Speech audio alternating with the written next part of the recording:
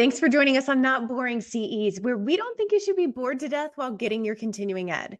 Keep listening here, then hop over to notboringces.com to get all your online CE credits. All right, y'all, let's get to learning. Kathryn Chacra, LCSW-S, is a licensed clinical social worker and supervisor with over 20 years of experience in the mental health field and 16 years as a clinician. She's the founder of Kathryn Chacra Psychotherapy and Consulting, PLLC, a private practice based in McAllen, Texas. Kathryn specializes in ADHD treatment, emotional eating recovery, and supporting parents with children diagnosed with ADHD. Drawing from her extensive background in both school-based and clinical settings, she integrates evidence-based practices such as acceptance and commitment therapy, ACT, and dialectical behavioral therapy, DBT, to help clients navigate challenges with clarity and self-compassion. Her practice emphasizes practical strategies, compassionate guidance, and an authentic, judgment-free space for growth. Okay.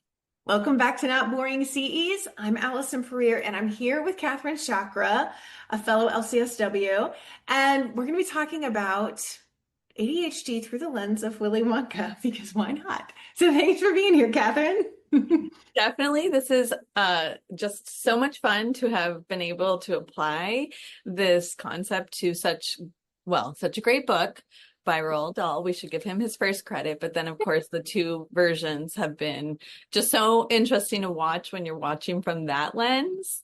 And thinking, I knew there was moral lessons already, but I don't think he realized what else he was doing for us. So that's going to be fun. And yeah. So where should we start? Should we start with the characters? Should we start with ADHD?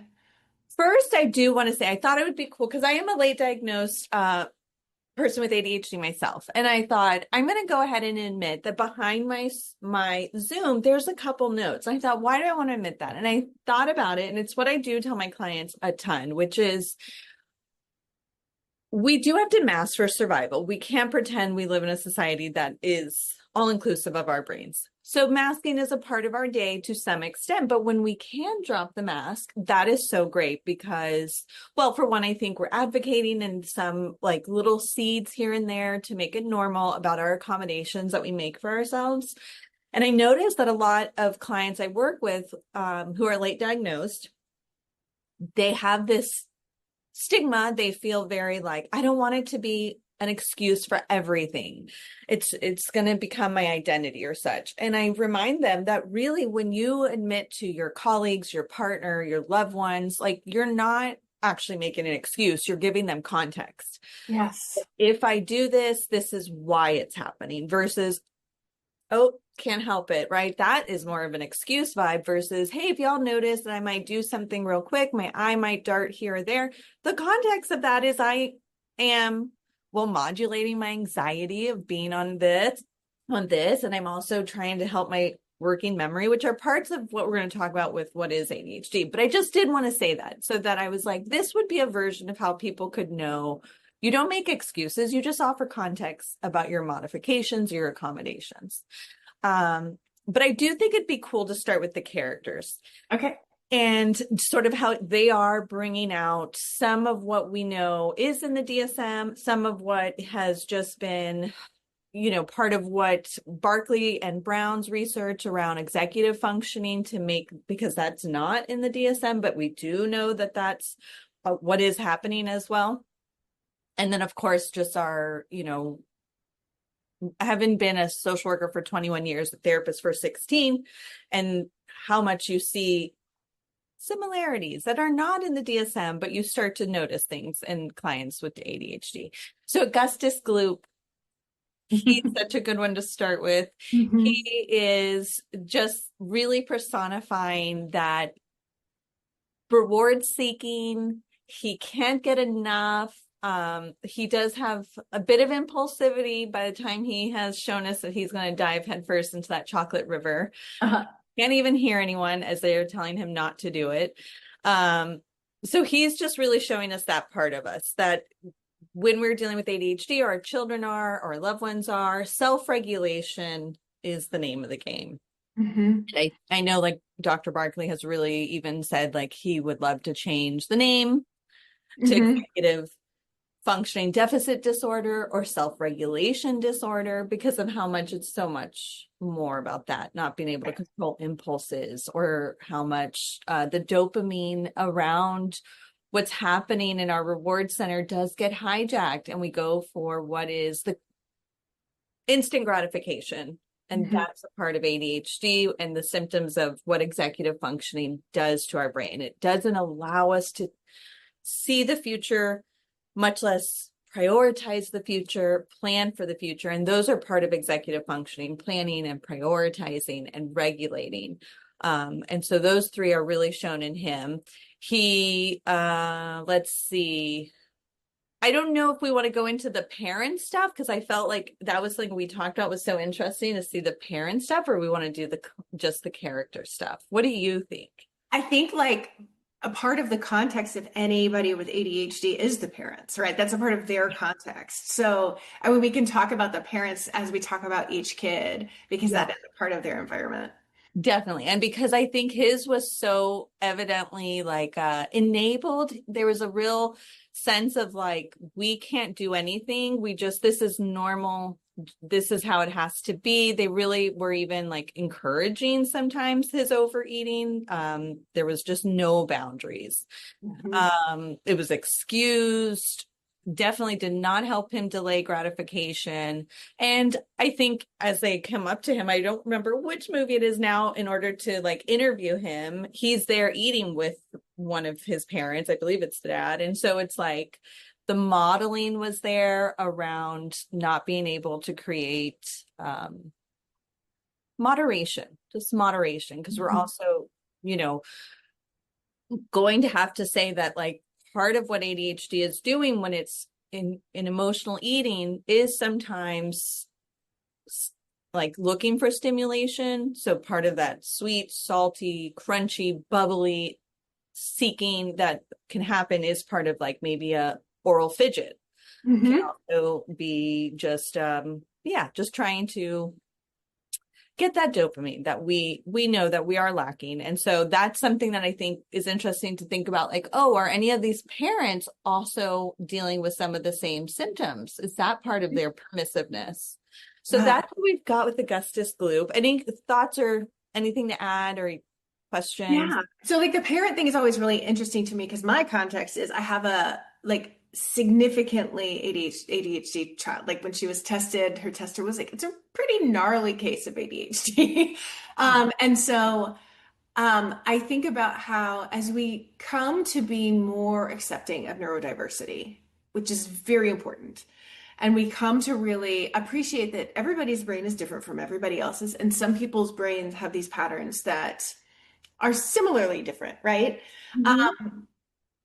That doesn't mean that everything that their brain is doing is great for them. That we don't have to necessarily accept the impulsivity without assisting the kid in battling that impulsivity sometimes. Right. So kind of as we like swing towards normalization and acceptance of differences, that doesn't mean all of the behaviors are beneficial for the kid. Right. That there is some self-correction that they need to be taught that doesn't necessarily equate to masking, that isn't necessarily not appreciating themselves for exactly who they are and exactly who they're not, but is going to make everything in their life easier if they can, not go headfirst into the chocolate river. So, If we could not lose them down at a river of chocolate. yeah. That's hilarious.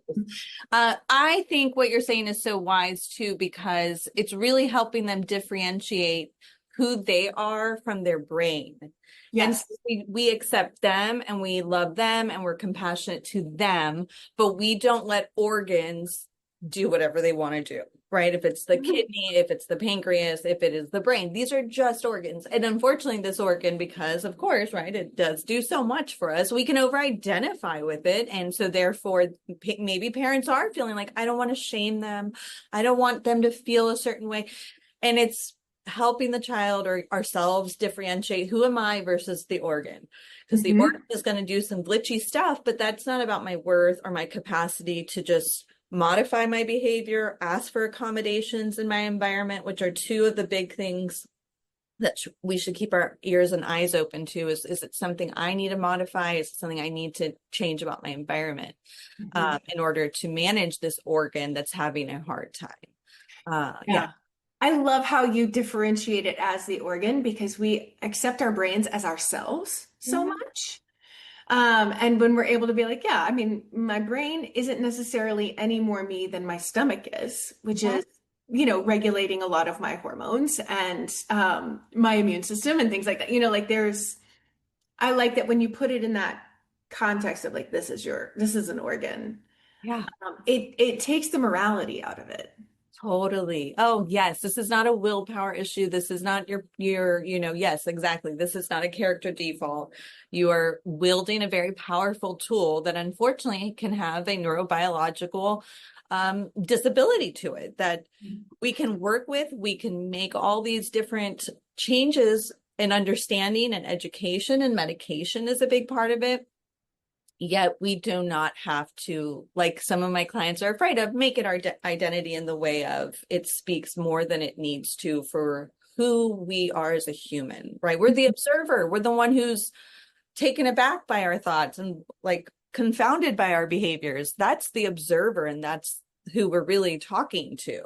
Mhm. And so, yeah, that's something I think that parents, as they practice acceptance, but still are putting in structure. And so we do know that children with ADHD and adults with ADHD need consistent structure, not rigid structure, but a flexible structure, so that can be offloaded. Mental load can just be, part of maybe using different other techniques that just don't have to ask us every day to be putting all of our brain power just to, it's finite. And so we Yeah. will run out of it. And if we don't give it breaks, if we don't give it structure, it's going to go haywire.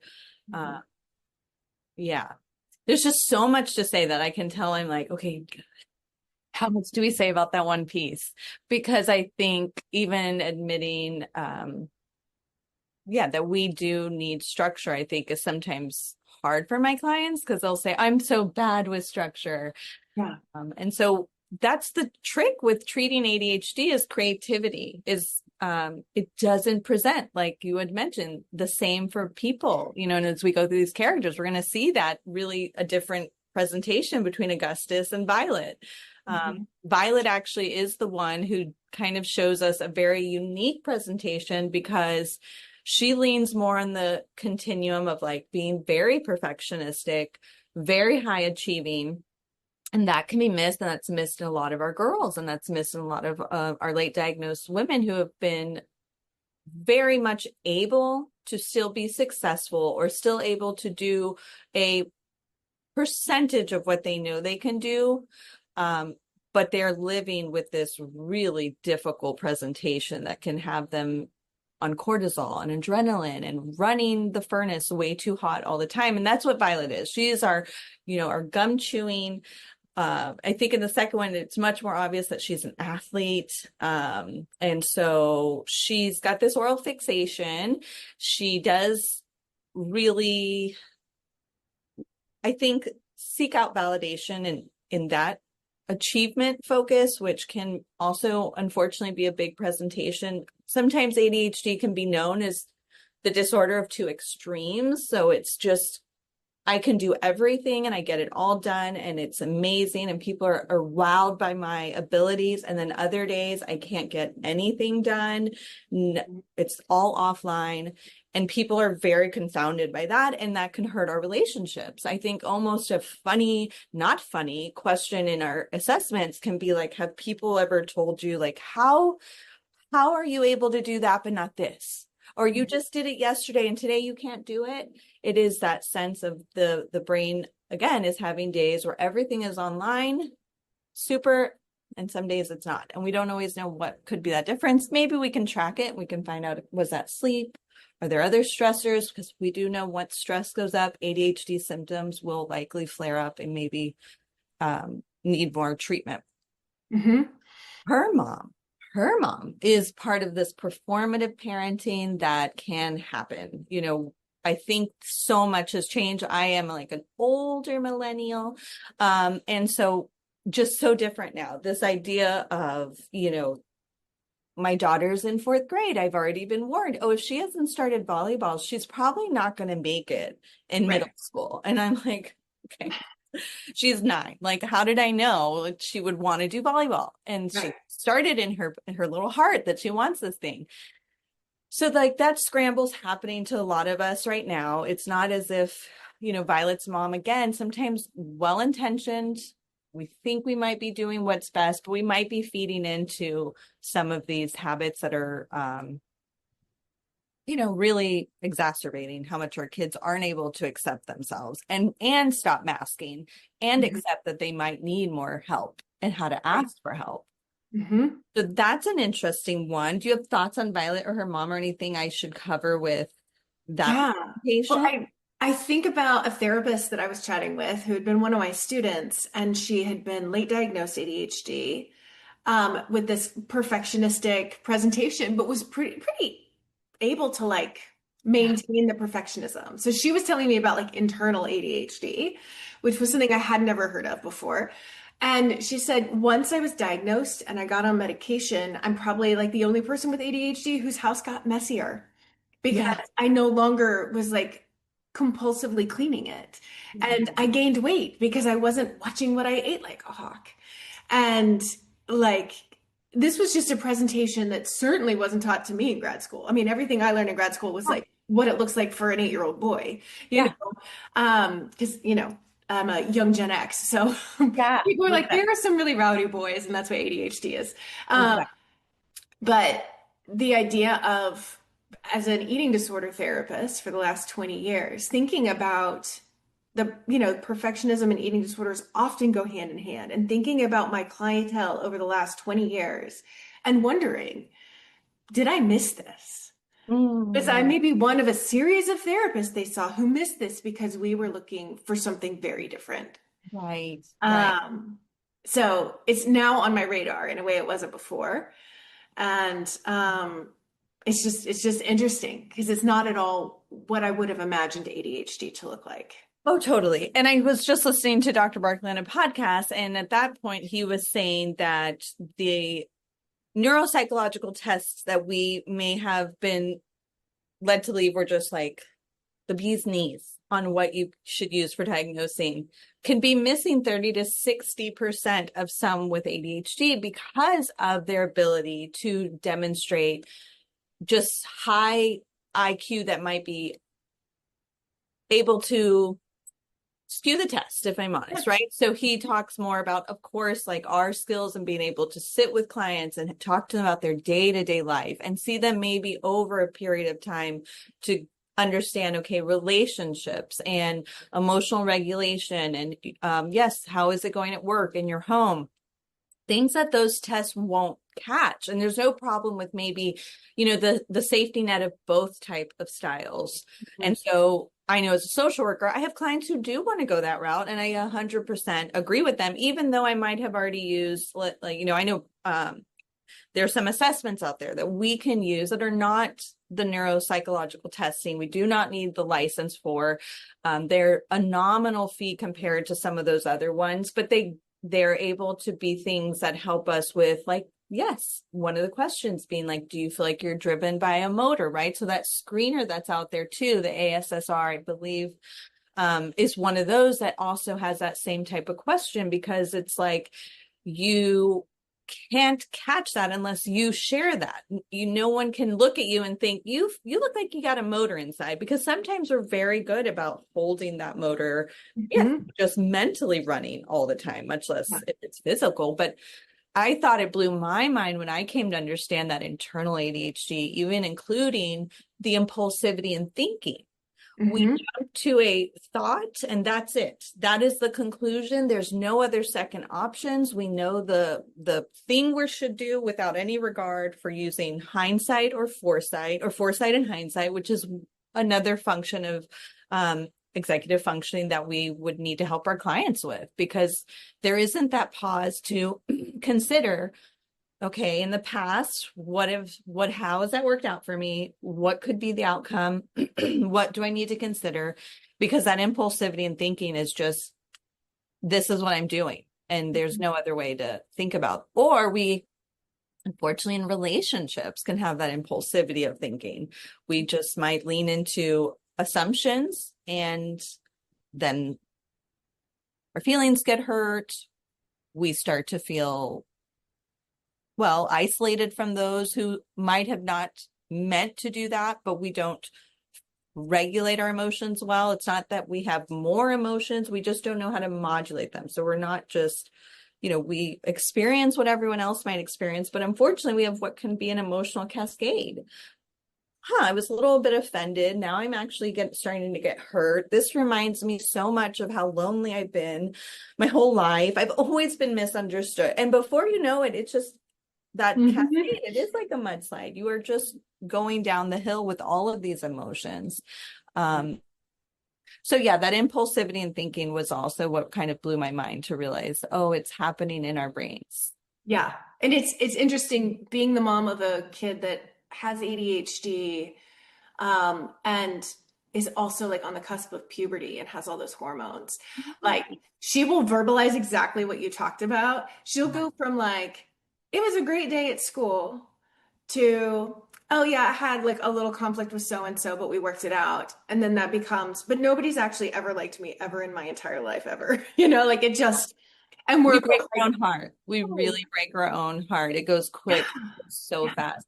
So that relationship that we can build with our kids to offer them that safety to actually reveal those things, help us be able to, of course, accept that at first, compassionately listen to that before we might be able to then have the credibility to offer them a second option, a second alternative storyline. Because yeah, if we go too quickly to the solution, well, you don't get it either. Like we're just Right. going to Oh push yeah. that way. And that's our clients too. So it's always that balance of how do I go there with you in the woods, but I also want to show you like, come this way, we're getting a little bit out of the woods without jerking you out of the woods because of my own discomfort. And that is something for parents, right? So even Violet's mom, that part of that performative parenting, unfortunately, can be that sense of pressure. Like, how will I look to the other parents? And so the more that parents can start to regulate their emotions, lean into, well, compassion for themselves about how hard it really truly is to be, dealt the set of cards. We all have these fantasies before we become parents and how it's going to go. And this ADHD can really throw a wrench in the whole family. And so that's something too, I think, is as parents start to model regulating their emotions, self-acceptance, self-compassion, they can also have credibility when they want to help implement those with their kiddos. Another great presentation of our ladies is Veruca Salt, and also a great band. But Veruca Salt, as we talk about our age, Veruca demands what she wants. She wants it. I want it now. I want it now. And so she's, I know in the older one, they're having the factory workers open all these Willy Wonka chocolate bars in order to find her that golden ticket, because dad is very much going to let Veruca have whatever she wants. And it's almost out of like a fawning, he's almost like trauma response at this point to be like, I will just use fawning to keep this stress at bay, like whatever you want, Veruca. And so he's having all his workers look for her chocolate bar that has the golden ticket. And she just is our girl with really difficult regulation. She does go down that cascade very quickly. I think with her, this leans into, as we started to think about stereotypes, people would say she's spoiled. She's just spoiled. She just needs good discipline, all these things. And that may not be the case. And unfortunately, kiddos have been told this, or even parents, if you were to just discipline them more, they wouldn't be like that. As if discipline can help executive functioning, like motivation or understanding in that moment how to ground themselves and not get to that level of outburst. I think that one's a very interesting one too, because again, parents may be taking on the shame in ways where they are using fawning, especially in public. Like, just don't, or the family, don't let anyone like see how bad some of your symptoms are. And so that's always tricky because we do want to use rewards. We just may not want to use bribing in the way that maybe Veruca's dad is like, make these symptoms go down, like whatever it takes, versus a token system, a point system, a sticker system. Even as adults, my favorite podcasts are not allowed unless I'm cleaning headphones in or walking headphones in. I try to like save up these favorite things for those other things I don't really want to do. And so as adults, we do, if we have ADHD, we can start to be like, oh, what's my token system? Because we do, for ADHD, need to make the reward sooner, and especially with our young kids, like as soon as we can. That is part of the disorder, is that inability to hold on to eventually I will get what I'm looking for, right? So that is that future focus that unfortunately is hindered. That time blindness includes I'm blind to the future. I'm blind to how my behavior today affects my goals tomorrow.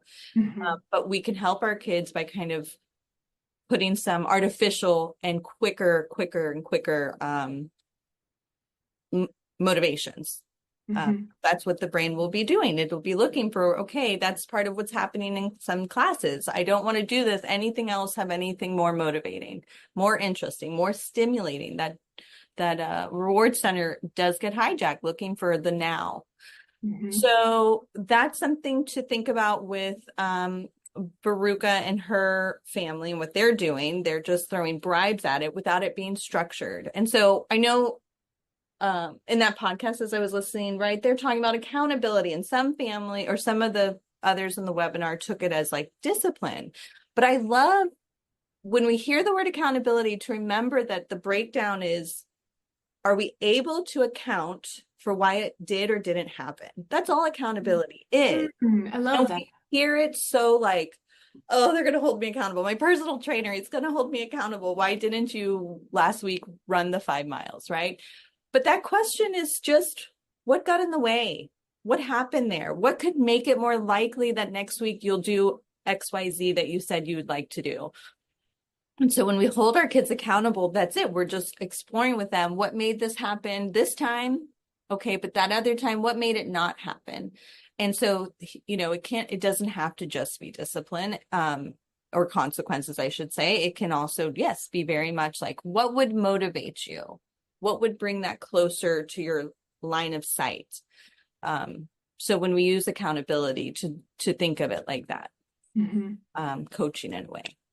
We go to our last guy. We have, as far as the 4 apart from our main characters, so we have Mike Teevee. And so he really is part of what we now know is like the stereotype of those who don't understand ADHD. They say, oh, it's the screens doing it. Now we know that's actually not true.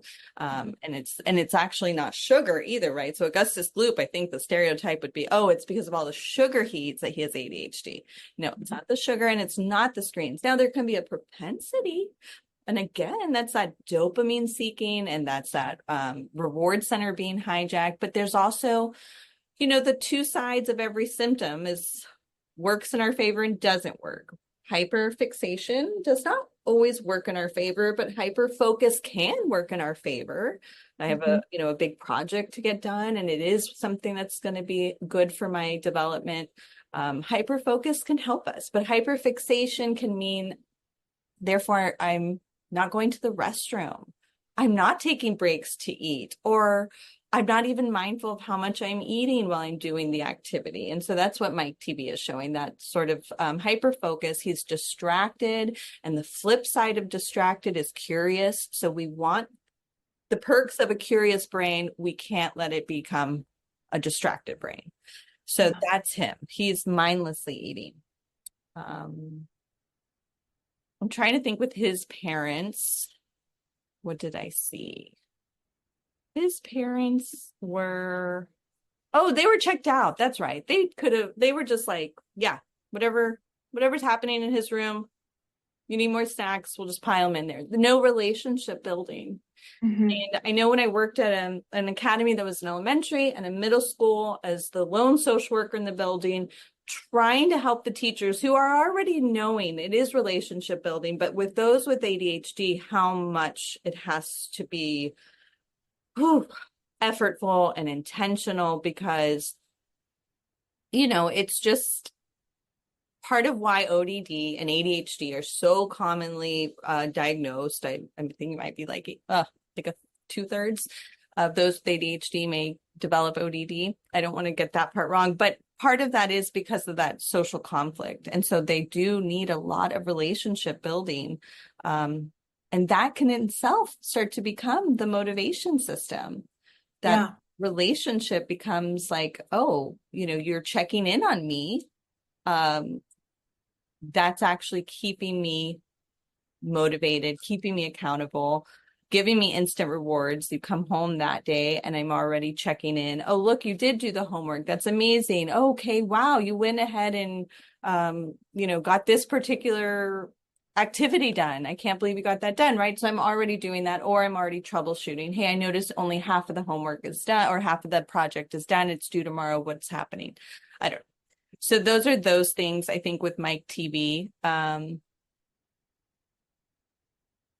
wanted to say something about the checking in and relationship building. It'll come back to me. Mhm.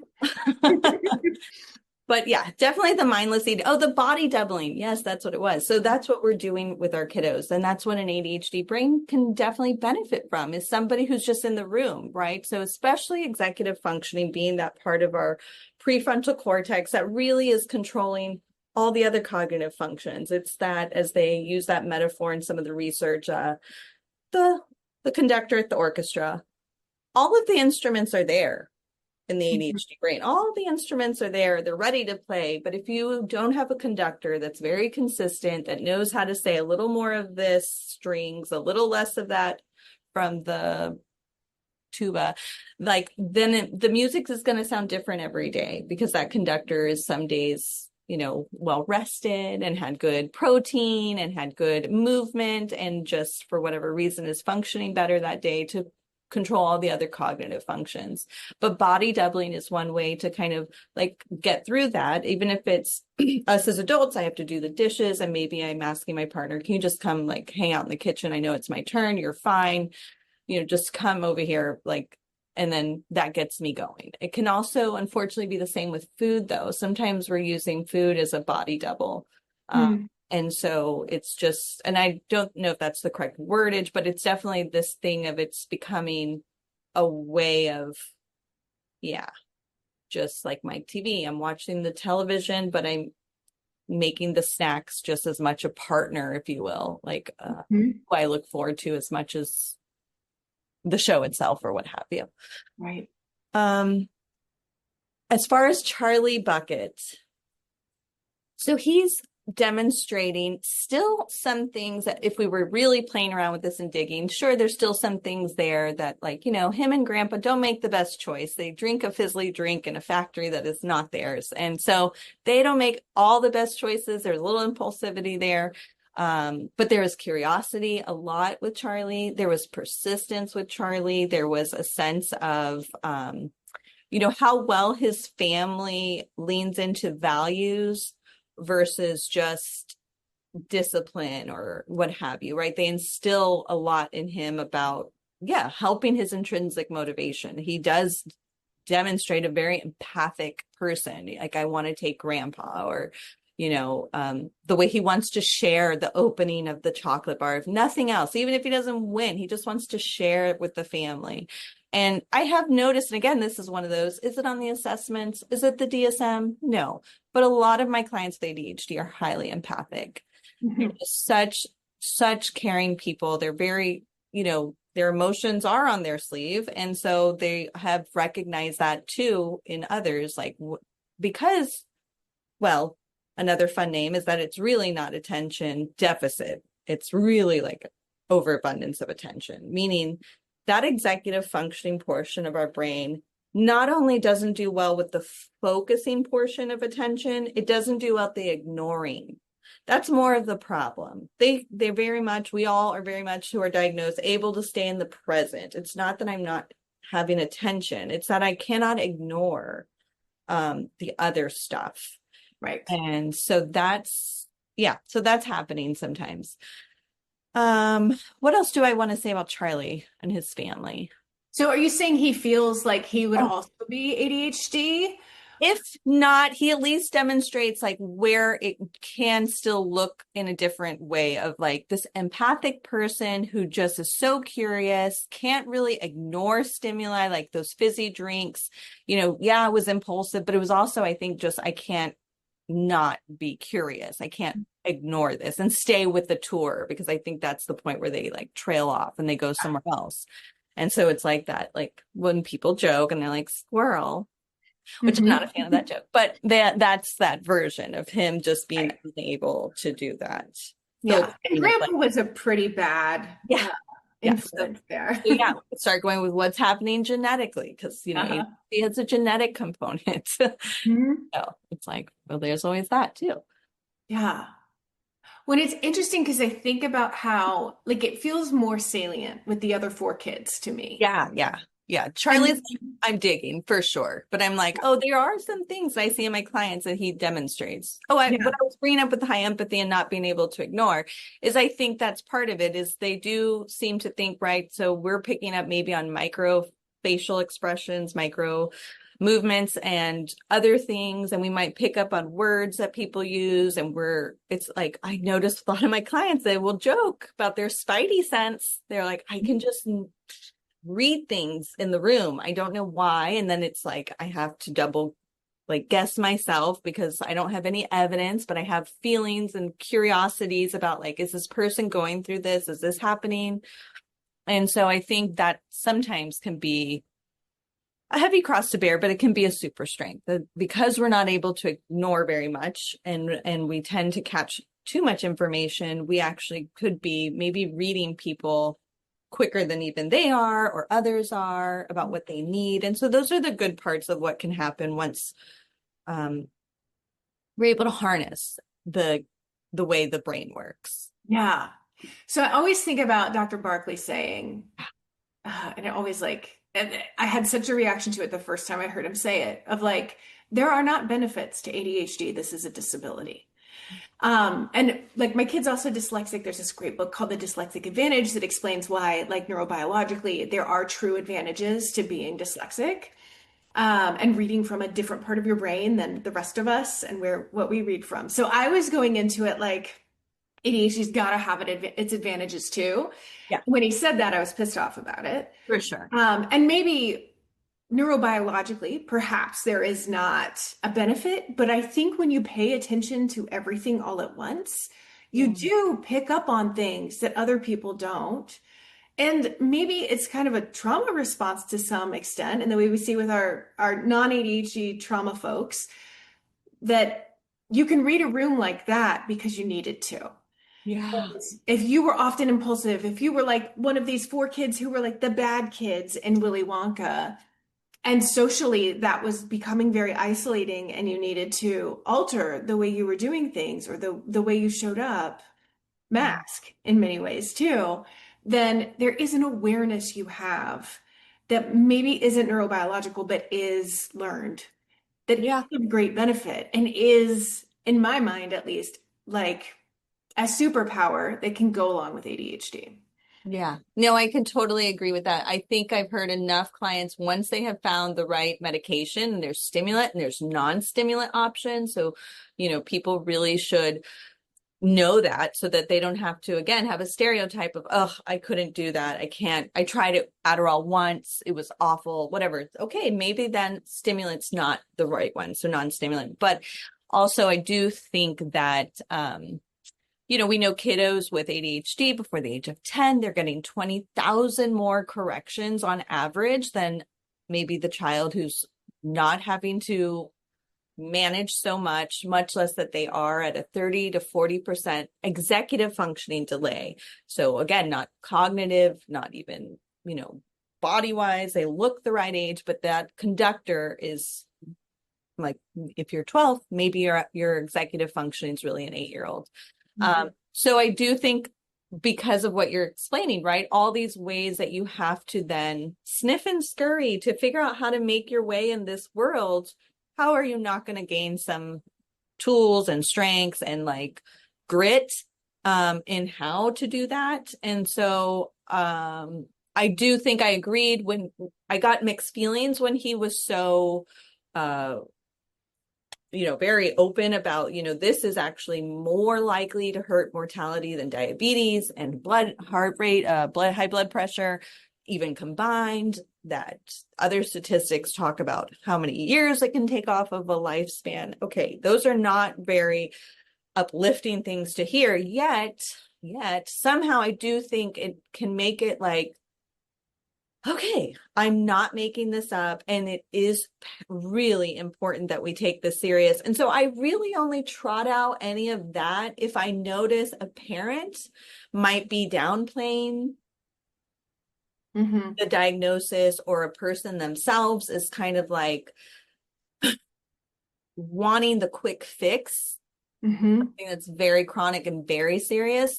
Then that might be a room for some of that education around those statistics that, again, just because you're diagnosed with diabetes, not every statistic will apply to you, but you may want to know like the outcomes that are available at different ranges of care and seriousness of care. And so that's the only way I know that I have found that to be useful, because it can for others. I don't trot that out because I can already tell they are just like,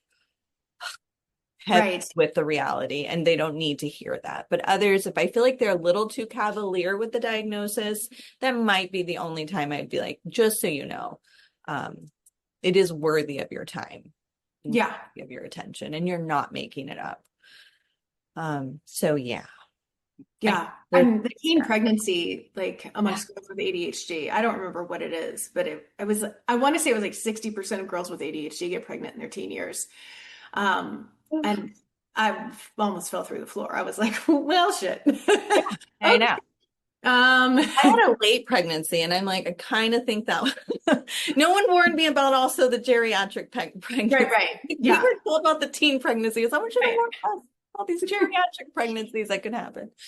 So, but Dr. Barkley, I know he just also blew my mind, and I don't mean to only harp on him. There's Dr. Howell, there's Dr. Brown, there's lots of good research out there, but he did mention that only about 5 to 10% of those with ADHD go to college. And a third of those will still drop out because it's just like the point in time where we'll see a lot of our children and a lot of our clients have the most pressure on their executive functioning. All of that stuff, when we talk about executive functioning, is the ability to just regulate energy and motivation and persistence in the face of challenge, much less, of course, we've already said our emotions and our ability to like break steps down or big chunks of a goal down into manageable steps. So people or children or parents who have someone going into college to remember, yes, they're 18, 19. Should they be starting at the more typical age, but their executive functioning may be younger, maybe around 15 to 16, and imagining that age of a person, executive functioning wise, allowed to just like, okay, here's your dorm key, good luck, here's your schedule, come back for Thanksgiving to see us, right? They may need us to do a little bit more, and we are not coddling or enabling. If it's like something as simple as, he has to send me a selfie on the way to school. It doesn't even have to be like just his face. If he's just eating breakfast, it's on his way to campus, like whatever it can be. It's like, that's just a body doubling that's done virtually, right? So we get creative. Definitely getting the diagnosis and then reporting it to the student center that can help make sure you get the accommodations. You might be allowed to pick, your classes sooner, able to take smaller class sizes or class load. Maybe they even know which professors would be a good fit for you. And so it's always important. Yeah. If someone is going into college or has a student, to just really think this through about how do I set them up for success? Yeah. And I don't maybe go, oh, you're 18, fly the coop. Like, no, they might need some more, and it's okay. Yeah. I think about, so I worked at a university health center.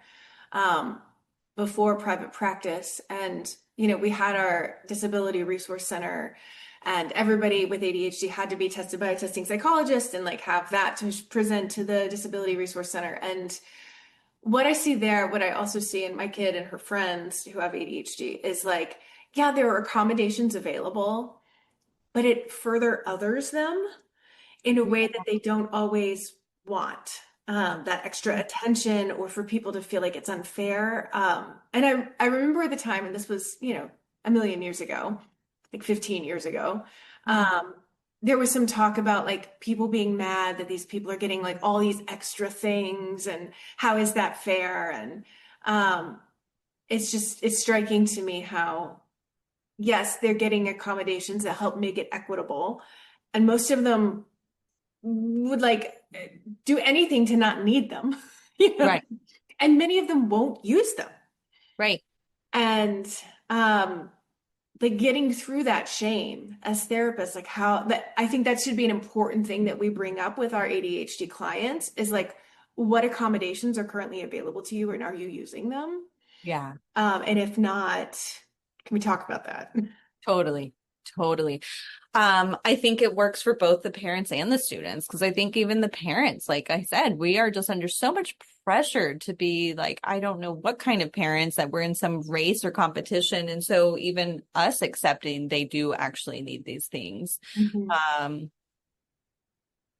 yeah, because I think it's just something that's so misunderstood, and it is still, I mean, and I don't know when that will stop being so misunderstood, that there's no way for us not to feel some of that shame. It's not even like intrinsic. It's now been put into us by some, messaging out there around what is happening. Like you said, people wanting to be like, oh, they're just spoiled. They're just lazy. They just need it, someone to give them a little good discipline or what have you. And I think then even as parents, we start to take on like, did I do something wrong? Like, am I doing something wrong? Am I, like I mentioned, am I coddling them? Am I enabling them? Uh, Mhm. and as long as I think parents and ourselves, or the child or the teenager, can just really stay compassionate, which is just honest about our humanity, right? Compassion doesn't mean I'm complacent. Oh, well, not my problem. I'm compassionate. That's really not compassionate. Compassion is just, I'm a part of the human species. I have things that I am good at and things I am not good at, and I do need help. And that is a normal part of a functioning human. Mhm. And this is hard. I doesn't again mean therefore I won't do it. It just means this is hard. And so as I do it, I need to work on my self-talk, which is a big part also of executive functioning, the verbal working memory and the nonverbal working memory. And so what those are is verbal working memory is our self-talk. How much can I talk myself through the steps of making a peanut butter sandwich? Okay, where's the bread? I need the peanut butter. I need the jelly. Where's my knife? Okay, I'm going to sit here. All of that kind of like simplistic example is the idea that we can use our self-talk to, and even out loud if we need to, or if we're in a space where we can't find, but if at first to help our brain and we're at home trying to just work on things, use your voice out loud. But that's helping what is already a deficit, that verbal working memory. And then we have nonverbal working memory that's also being made deficient, which is why we get time blindness, being able to like hold these abstract concepts in our head. And so when, I have a son who's 12, who's diagnosed, and he's got real issues with math, but he doesn't have dyscalculia, we come to find out. It is the nonverbal working memory. He is still doing math on his fingers. He's got the executive functioning maybe of 8 years old when it comes to that. And so, helping him figure out how can he do that discreetly sometimes? How can he find other ways? Is it like counting maybe how like a tap on his finger versus like obviously on his finger, but just being creative, that is what his nonverbal working memory can do. It can't hold numbers. It can't hold any of that. And so that's not his fault. But it is his responsibility, right? As we say with lots of things, like trauma is not your fault, but your responsibility. And same with ADHD. It's not our fault, but we do want to work on finding what speaks to us. I wanted to go through a few of those. Yeah. especially with food. There is an 4 times more likelihood of being diagnosed with binge eating disorder. If you have ADHD, they really work a lot on the same parts of the brain. And so even for me to read that Vyvanse is a first line contender for medication for binge eating disorder. Now, CBT and DBT and ACT and all those acceptance and commitment therapy, that should be first line. And then if the client really is still needing medication, then typically people would say medication second line. Whereas a little reverse with ADHD, we do really kind of see like medication helps the brain even grasp some of that other behavioral modification or therapies that we're doing with kiddos. Much less the cognitive therapies that come a little bit later. Cognitive therapies aren't really recommended so much for the kids. It's the behavior. And it's parent support. Those are like 2 huge ones. So parents, so if you in your town can find a therapist for your child, maybe even find a therapist for yourself. And that can be like, well, trickle down. And so we hope that that could at least be available if it's harder to find someone for the child. But yeah, so my brain lost it. I was saying for adults, we need ACT, we need DBT. Oh yeah, but Vyvanse is a first line of defense for if you're going to try medication for binge eating disorder. And so, well, that's very handy, but it does show, right? They're working on the same mechanisms in our brain.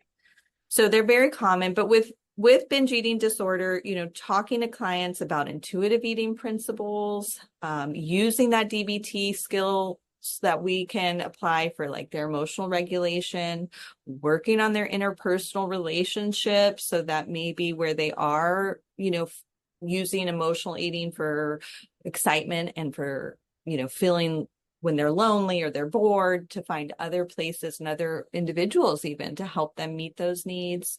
Those are things to consider because, no, none of these characters were diagnosed or seem to have that. And I didn't highlight that as much, but sure, like, unfortunately, that can become an issue.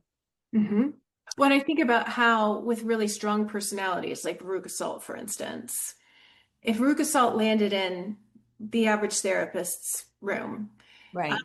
It would initially feel like, okay, well, these parents have never had boundaries with this kid, and they are so indulgent, and she is spoiled, and she's entitled, and so we need to like get some boundaries in place for the parents.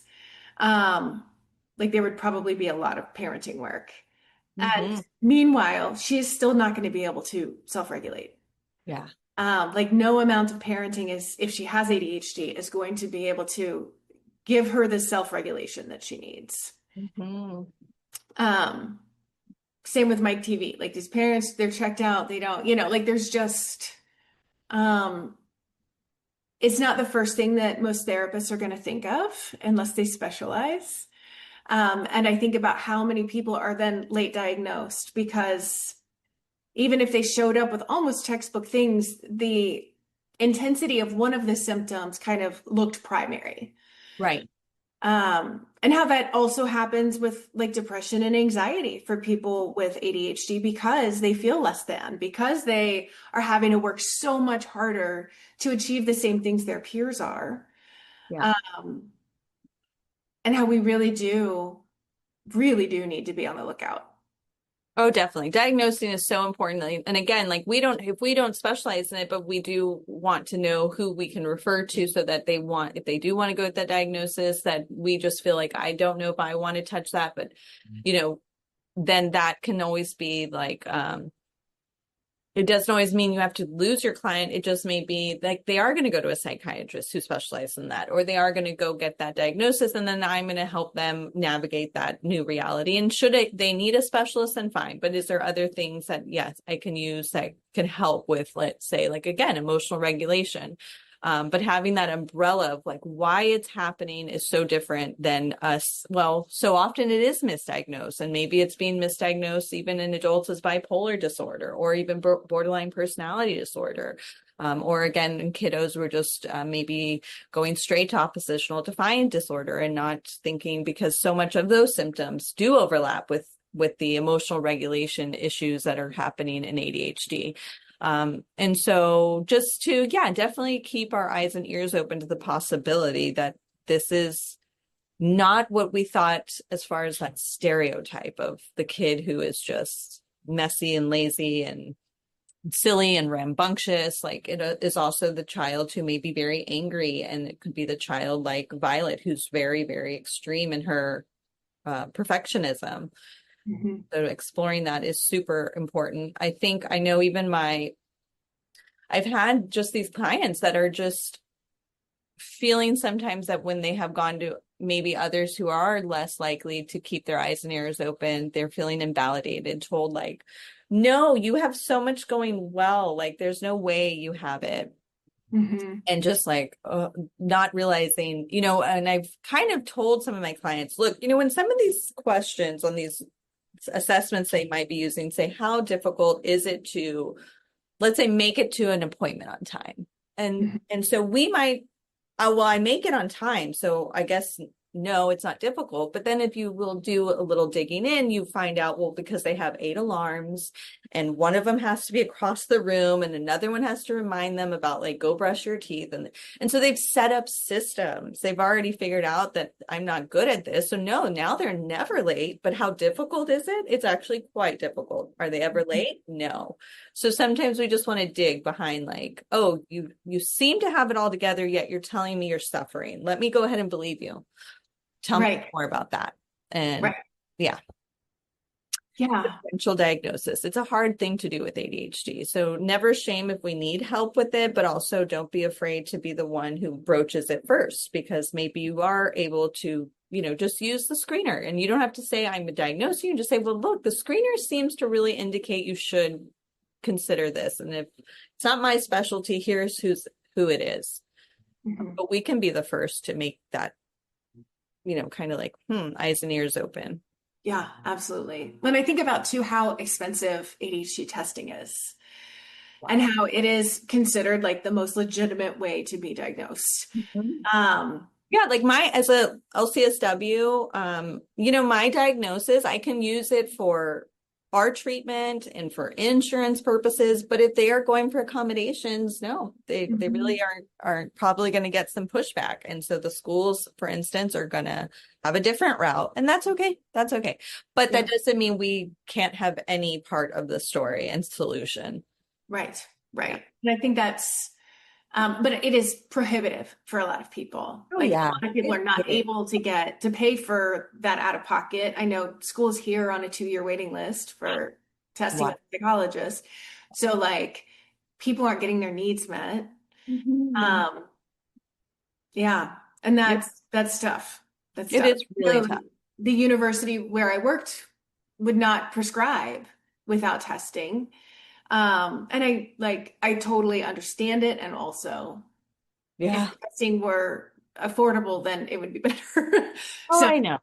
yeah, yeah. So it's a tough position that a lot of people are in, and I think it accounts for why a lot of people are late diagnosed because they finally had the money to get tested. Oh, I know. Well, and to imagine, right? We're putting hoops in front of the very brain Oh that my gosh. doesn't do well with hoops. We're Yeah. like, jump through.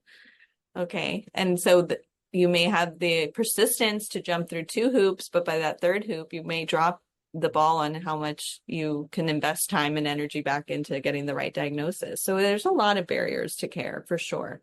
Hmm. Yeah. Yeah. And I think too about, I've had a lot of parent friends who are like, my kid was diagnosed with ADHD. I don't want to put my kid on speed. Like, what are you doing with your kid? And like, because we're a mental health family, like both in the fields, then we end up having these conversations a lot and end up quoting a lot of the research. And um, I understand not wanting to put your kid on amphetamine. Yeah. Sulfate. Totally. I get it. Totally. It sounds extremely scary. And what the research consistently shows is that it is safer for them. They're actually less likely to become addicts in the future. They Mhm. are, like there are some states where you're not allowed to get a driver's license unless you are on some sort of ADHD med if you have ADHD because so many people die in car accidents. Yeah. So like we have a lot of pro medication conversations in our Yeah. household, whether that's a stimulant or a non-stimulant. And I understand wanting to try. a non-stimulant first if that's more comfortable for you, but it allows the brain to do what it needs to do in a way that like no therapy, no executive functioning training, no any of that is going to be able to do. And in fact, a lot of that stuff won't stick because the brain isn't able to do what it needs to do to process the information they're learning. It's so true. And again, I refer a lot to diabetes when I'm trying to get clients to see the marrying of the physical to this issue, that particular physical issue to this physical issue, is because, not, we would never say, just keep trying diet and nutrition. You clearly need glucose, but keep trying the diet and nutrition. We'll hold off the glucose a little longer. It's like, if the organ needs it, the organ needs it. And yes, we still, in that example, use diet and nutrition. And so even with ADHD, no, the medication is not the end all be all. You still implement what you can implement. And we do know the things that are that we can influence our sleep quality, helping with those sleep hygiene issues with our kiddos and ourselves, prioritizing movement. That is just such a big help to getting the endorphins and everything that we need, especially maybe like, if there is, after school, the option to let the brain recharge because executive functioning just depletes, but let's recharge. Let's go for a walk. Let's, go outside and play on the sprinkler, the swings. I don't know. Then we might see that recharges, and then we do homework. Getting nutrition, definitely, and especially in light of everything that we were talking about with these characters, but protein is great. But also complex carbs are so good. We do need those. We do need definitely carbs for our brain to work. That is fuel. So, just being aware of that too, even as adults, and we might want to, I'm kind of going everywhere with it, but if we're trying to like maybe control our weight or we're working on something, or I don't know, but to not demonize some of this stuff that unfortunately society has demonized with some of these fad diets. It's like, actually, we really need carbs if we have ADHD. So they're not the enemy. And then to think of our, sometimes things are not luxuries, they're necessities. So I say this with my adults who might have to have a housekeeper or some assistance with that. Like at that point, it's not a luxury if it is a part of what is where your brain is not able to function well. Like that's a part of your team. And then for our kiddos, right? Like their coaches, I mean, obviously are already a part of their care, but maybe even more as we let them know like how much their consistency and their, accountability helps our kiddos' brain, much less the movement itself. If we do have to get them a tutor, that's not a luxury. That's sometimes like worth us looking at, what does the school have for free? What can we afford, if anything? Just because that becomes a part of the kiddos' team. Yeah. As Yeah. well as the doctor, the therapist. And you've mentioned movement a few times. Can we talk a little bit about the importance of movement for people with ADHD, even if they don't have hyperactivity? Definitely. We know that the brain does well, even with just 10 minutes, right? So we think the body 60, that's, I think, prime for like your heart to lungs. But if you only have 10 minutes, like you're going to have a big meeting and you're going to have to sit there or something, or you're about to go use a lot of your executive functioning. I know right before this, I'm in a common workspace. I was just walking around the halls, just being like, here we go. Now I'll get some endorphins, and that can help my brain run pretty well for another hour or 2 hours on just this 10-minute walk. So that's really helpful, but it does obviously then translate to good sleep. And it's been shown to be one of the things for kids, especially, that can just help their brain output. Racing thoughts are going to decrease. And like I mentioned already, sleep is going to go better. All of these kinds of things. I don't really know that I have any ideas of any particular one. I think everyone, even in that realm, is so different. I wouldn't want anyone who doesn't like high intensity workouts to think that's their only option. Like even if it's a mindfulness walk, we can do those. And that's really trying to maybe actually leave our headphones at home and stay mindful. How many birds do I hear? How many different little pets and animals do I run across? And what's it sound like with the shoes on the rocks and on the leaves, and just these mindfulness, even with movement, can be impactful. Because we do know mindfulness is another important piece of helping those with ADHD have that pause, that magic pause of Hmm. like, I don't have to be impulsive in my thinking. I don't have to be impulsive in my doing. I can take a pause and evaluate and just, I like to say hindsight, foresight, and just play this little game. Like, what do you got to give me? Think of something from my past. Think of what could happen. And like making the hand movement so that I'm like mimicking, like, go, where, give me something. And so, but mindfulness helps you even think of hindsight, foresight, because you need the pause. And so mindful movement, other movement that you also would think of that I'm missing. I mean, I think, and I'm definitely not an ADHD expert. I'm like just, a mom who intellectualizes everything and learns as much as I can. But I think like cardio is Ooh, really good. yes.